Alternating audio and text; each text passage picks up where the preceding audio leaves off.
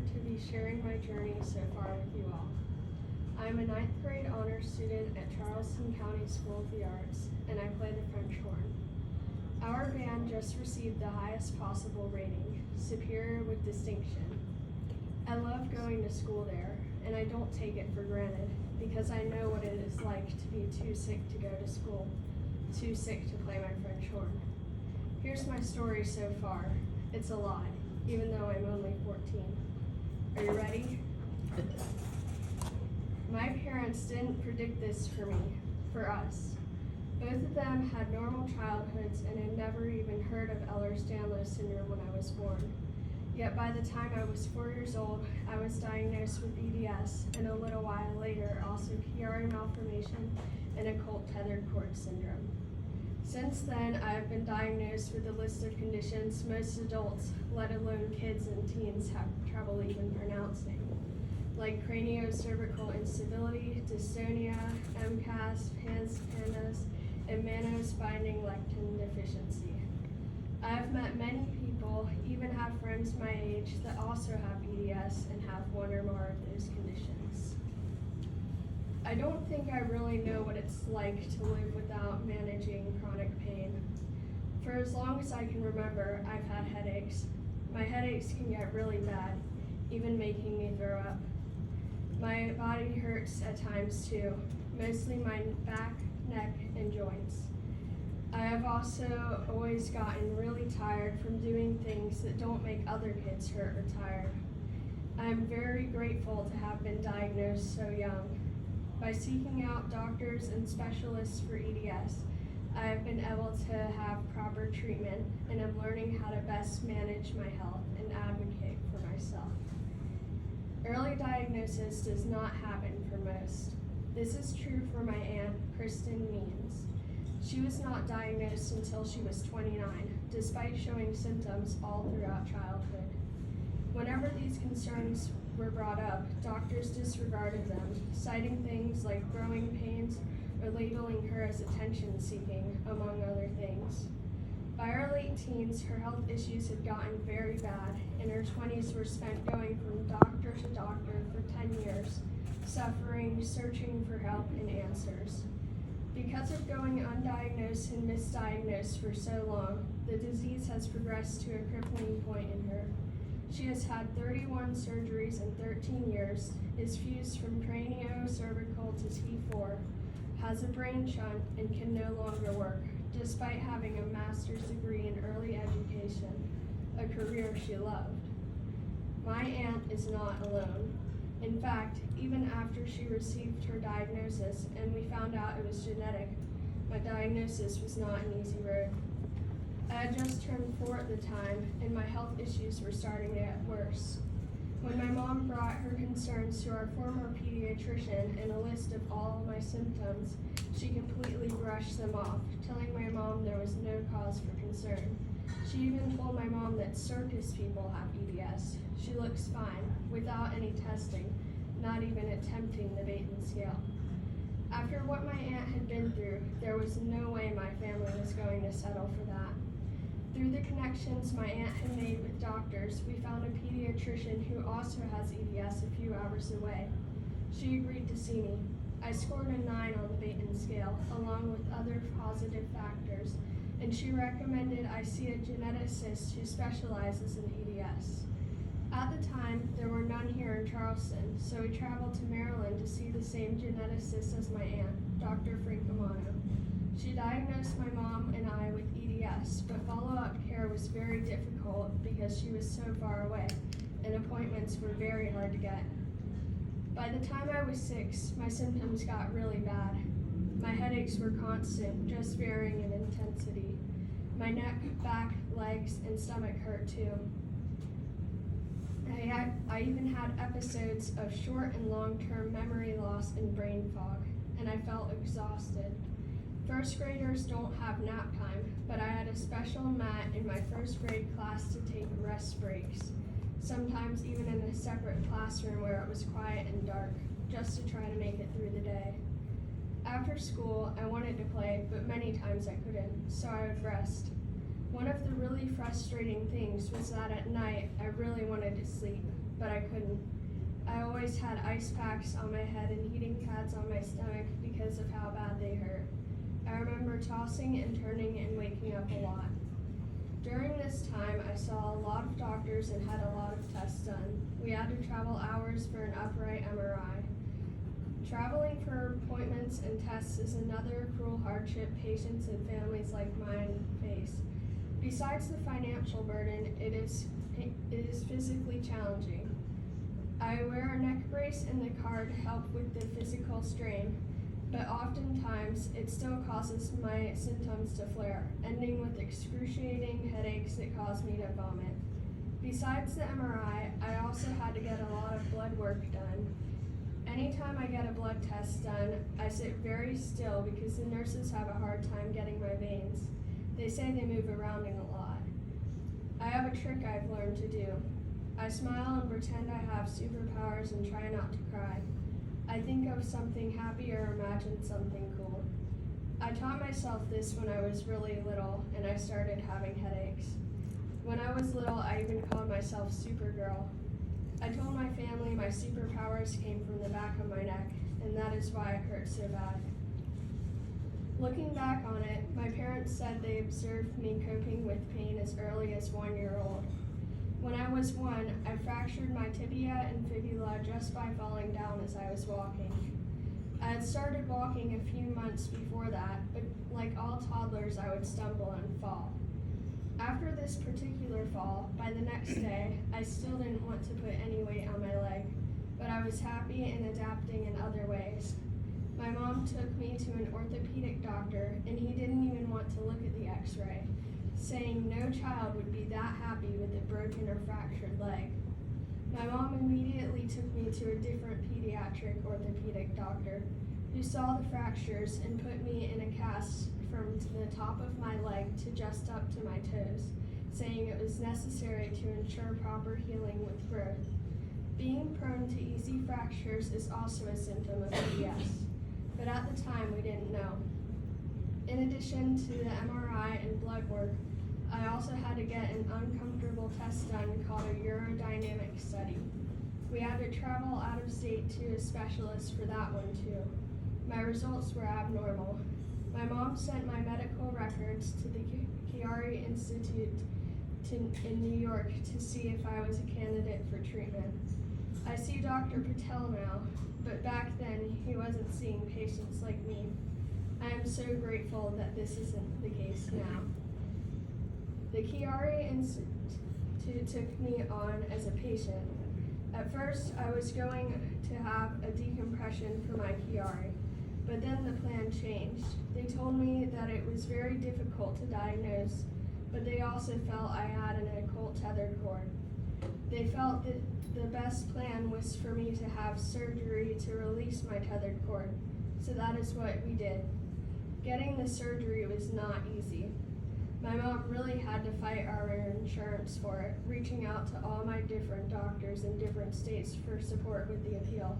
But my parents told me not to worry, and I trusted them. I knew my family would make sure I got what I needed, and they did. But what about the people who don't have family or friends to help and support them? Who can't travel all over the country from one specialist to another, dealing with the financial hardship and insurance complexity this adds? I have hope that it will not be this way in the future, that the research in this lab will garner support for an EDS institute at MUSC to change that. Another burden we faced was leaving my 1-year-old and 3-year-old brothers with my grandparents while we traveled for me to have surgery in New York. Then, during my recovery, my mom and I stayed up there for a few weeks until I was well enough to travel back. My dad went back earlier to be with my brothers. It was hard being separated as a family, so far apart. I also remember not being scared for my surgery, but instead excited. I even had a countdown to it. I just really just wanted to feel better. Everyone told me I was one of the happiest patients they had ever seen. I remember I was even singing Frozen songs to them. A few weeks after my surgery, I felt much better. By the time the next school year started, I felt like a regular kid. I could even play after school. My second grade teacher, who knew me in first grade, wrote on my report card that I was a walking miracle. I cannot even imagine what my health would be like now if, like too many others, I did not get diagnosed and receive proper treatment when I did. Going through that experience has taught me that I will have mountains and valleys, but to never lose hope, stay strong, have faith, and be courageous. Since then, my health challenges have continued, but I have even more hope today than I did then because of the incredible research being done here and what it may lead to. Just a few years ago, before COVID, my health got really bad again, but this time I did not have to travel out of state. I was a patient of Dr. Patel's. We traveled about 4 painful hours for another upright MRI since there is still not one available here. Upon reviewing the scan, he diagnosed me with CCI. I started seeing an amazing PT specializing in EDS, Susan Chalala, or Miss Susan as I call her.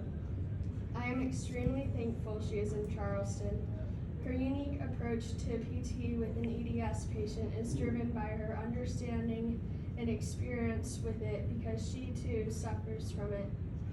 At first, I wasn't making a lot of improvement. I began having additional muscle spasms and movements I couldn't control, where my head would shake from side to side, and my shoulders, arms, hands, even my legs and feet would tremor, shake, and twist. I was diagnosed with dystonia, another comorbidity of EDS, by a neurologist. The cruel part is that my dystonia made my CCI symptoms worse, and having EDS makes treatment even more complicated. The neurologist told us Botox can be used to treat dystonia, relaxing the muscle spasms. However, mine was the worst in my neck and shoulders, where my instability is. We consulted with Dr. Patel, who said Botox should not be used as a treatment for my dystonia.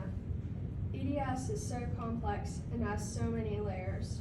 For proper treatment, interdisciplinary care is essential, but currently, it is not easy to get.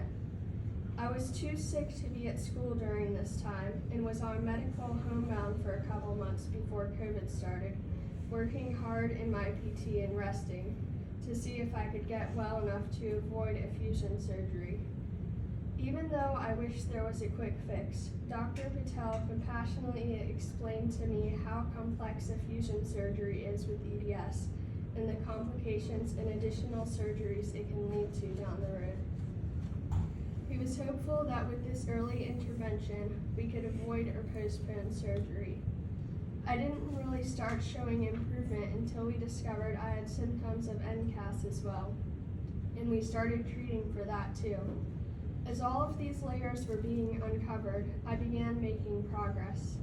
I started back to school for half days and ironically was getting better and ready to transition to full days when schools went virtual due to the pandemic. Having virtual school actually seemed easier to me compared to what I had been going through. Throughout this, I was determined to focus my energy on getting better and not what I was missing out on. I am so grateful to have doctors and a PT who didn't give up on me or just dismiss me, who were determined to figure out all my layers, who understand the complexity that EDS adds. Last year, I was also diagnosed with pandas and PANS associated with EDS and recently mannose binding lectin deficiency by a neurologist at the Pandas and PANS Institute in New Jersey, just outside of New York. There is no in-town specialist. Initially, I had to have 17 tubes of blood drawn for the diagnostic testing.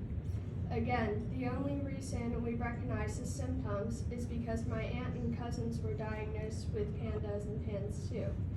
It is scary to think of what I might be like if we didn't know. I had viruses and infections attacking my brain. Because of my autoimmune disorder, I had no typical physical symptoms of a virus or infection. It was causing moods and behavior very unlike me. I had tics, aggressive outbursts, behavior regression, and became very withdrawn and couldn't make eye contact with anyone, evident even at home and at school. Since receiving ongoing treatment for that and keeping up with my PT with Miss Susan, I am feeling better than ever. I take medications daily to help manage some of my conditions and have learned ways to modify and pace myself, as well as what to avoid to try to prevent flare-ups. I was able to start high school this year in school for full days and have a 4.3 GPA with a great group of friends who appreciate my individuality. I know this is not the end of my journey, given the nature of EDS, but I have so much hope for the future. The research that Dr. Norris and his team are doing and their findings are incredible. I don't know that I fully have the words to express my gratitude in what this research lab, the first in the world dedicated to EDS research, means to me. I have great hope that there will be a center of excellence for EDS here in Charleston at MUSC, where an interdisciplinary approach to caring for an EDS patient happens and the complexities that EDS adds are understood and regarded in their care. This would be life-changing for so many. I have great hope that this research will lead to more awareness and better and earlier diagnostic testing. Remember, even with all I have been through, I am one of the lucky ones. Far too many people with EDS follow more similar paths to my aunts, or even worse, suffering and undiagnosed, or diagnosed without having access to proper care. I have hope that the research coming from this lab and what it fuels will change that.